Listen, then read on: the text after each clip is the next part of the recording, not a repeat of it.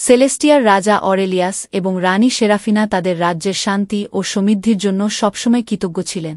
তাদের প্রহরী ড্রাগন পাইরনিক্স তাদের রাজ্যকে সব ধরনের আক্রমণ থেকে রক্ষা করেছিল। কিন্তু একদিন এক ভয়ানক শক্তি সেলেস্টিয়ার দিকে এগিয়ে আসে, যা তাদের স্বর্গীয় রাজ্যকে অন্ধকারে ডুবিয়ে দিতে চায়। এই শক্তির নাম ছিল মার্গ্রেথ, একটি বিশাল ও শক্তিশালী দানব যার চোখ থেকে আগুন বের হতো এবং যার পা দিয়ে মাটি কাঁপত। মার্গ্রেথ সেলেস্টিয়ার প্রতি ঈর্ষান্বিত ছিল এবং তার লক্ষ্য ছিল রাজ্যটিকে ধ্বংস করা। রাজা ও রানী যখন এই ভয়ানক সংবাদ শুনলেন, তারা জানতেন যে তাদের প্রিয় রাজ্য এবং তাদের প্রজাদের রক্ষা করার জন্য পাইরনিক্সের সাহায্য প্রয়োজন। পাইরনিক্স তার শক্তিশালী ডানা মেলে দিয়ে মার্গ্রেথের দিকে এগিয়ে গেল এবং এক মহাকাব্যিক যুদ্ধ শুরু হল। মার্গ্রেথ তার শক্তিশালী পা দিয়ে মাটিতে আঘাত করলে ভূমিকম্প হয়ে গেল, কিন্তু পাইরনিক্স তার আগুনের শ্বাস দিয়ে প্রতিরোধ কর। তারা একে অপরের সাথে লড়াই করল, মুখের রঙে ঝলমল